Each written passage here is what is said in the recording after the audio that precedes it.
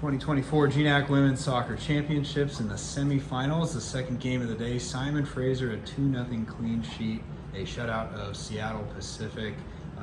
We have Kiera Scott here. We'll start with you. Both goals in this one, a header goal in the first half and a running goal in the second half. Let's start with the first one. It's a set piece here at the near post. What did you see with the cross coming in and the finish you had there? I mean, it's something we practice all year round, so just kind of going through it again. Did you find yourself with extra space? Did you expect to kind of be that open, or were you kind of just focused on finding the ball there? Yeah, in this league, it's really tough because every team is very good defensively, so it's actually really hard to get on the end of those balls. So it was pretty good. It felt pretty good to get on the end of that one and have it in the back of the net. I think it was about 30 seconds or less after you just subbed back in the second half that you find yourself on this long run down the left side and tuck the ball off the far post there. Take me through that play, what you saw receiving the ball, and your vision towards goal there. Well, when I went back in, I looked at the clock. I was like 15 minutes, so I'm just like, I got to give it my all. So I knew that from the second I stepped on the field, I had to work my very hardest, and then just when I saw the space, I just went for it, and yeah. We have Sarah Loewen here as well, the goalkeeper for Simon Fraser. 7th shutout of the year, 7 saves for you.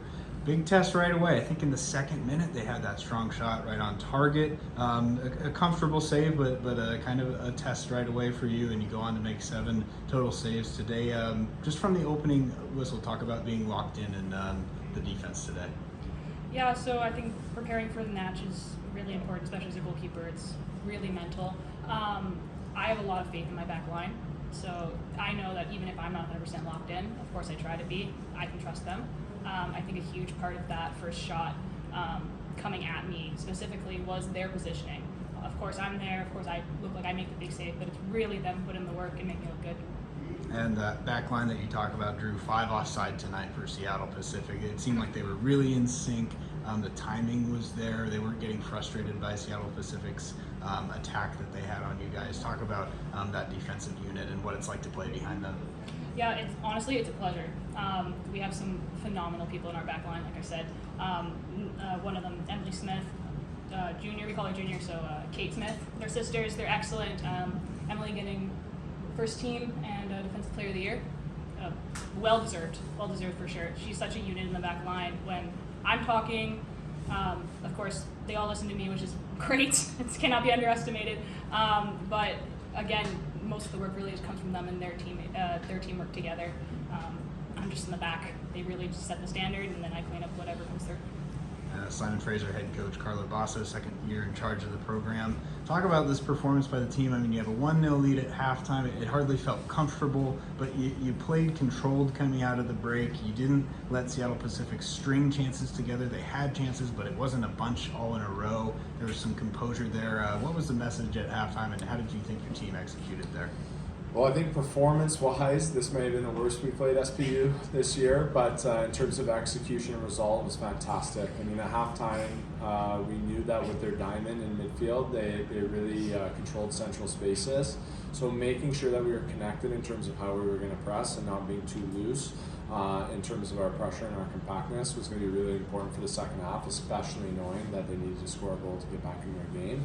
And then recognizing and realizing that there was going to be a moment that we were going to be able to get because they were chasing the game to finish it off. So the execution was fantastic from the team, especially in the second half. To win away from home at SPU in the conference championships is not easy. Even the first half, there was a lot of praise at halftime for being able to dig deep and get a lead in moments where our performance wasn't at our best. So I'm extremely proud of the group for that. We talked yesterday about how many threats you guys have offensively. So it seems like a different player in each different game. And tonight it's Kiera Scott, 2 goals, 1 on a set piece, 1 in the run of play. Talk about what she brought to the table for you. Yeah, I think we always say if we're doing things right, somebody's going to have a day and somebody's going to perform and be our star. And today was Kiera. We've been telling Kiera throughout the entirety of the year to take responsibility in front of goal because she really is so talented and such an elite finisher. And for her to step up in 2 massive moments where we needed her, I'm proud of Kiera. I'm happy for her, and hopefully it continues to drive her forward. the coaches in the league voted the woman to your left as a first-team all-conference goalkeeper. We saw why on the last save she made tonight. 7 of them. The last one, point blank, just fired at her, the diving stop to secure the clean sheet. Talk about her performance today. Yeah, I mean, Sarah's about as steady as it gets. I think when we talk about goalkeepers in the league, the one thing that makes Sarah so unique is her ability to help us and build out. An ability to help us keep possession and maintain possession in moments where teams are trying to press us. And I think that's really one of her standout qualities, but she doesn't get enough credit for her shot stopping and her ability to control the game and do what goalkeepers are typically known for doing, and that's keep the ball out of the net. So elite performance today, but nothing new. And Sarah, I'll let you take the final question. I mean, last year you guys proved that you can compete with the best teams in this league. You took home your first tournament title. Surely it was on your minds to get back to this spot. Now you have a chance to do it again on Saturday. Just talk about how it feels to be in a position again to play in a championship game. Honestly, the feeling is irreplaceable. It's such an honor every single time that we will get this opportunity in any part of my soccer career. I've always felt this way, especially now being at the peak of where I've gotten so far. We have a great group, and they're all so excited to be here. I think there's not a doubt in anyone's mind that we deserve to be here, especially with all the work that we put in. Every practice, all the girls push each other. Like you can see it, like our dynamic on the field and off the field, I think is unmatched. Really, like the relationships between the girls, I haven't seen in any other kind of group. I'm super happy to be here. It's the reason I'm staying another year. They can't get rid of me, not yet. And yeah, I can't wait to see where this goes.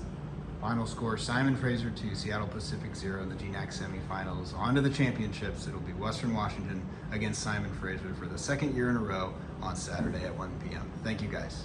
Thank you. And now